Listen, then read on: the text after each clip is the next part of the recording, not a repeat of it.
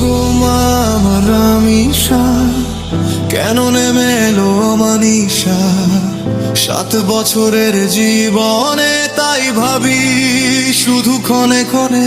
তুমি ফুলের মতো নিষ্পাপ শিশু, তবুও হয় না শকুনে কেন পিছু।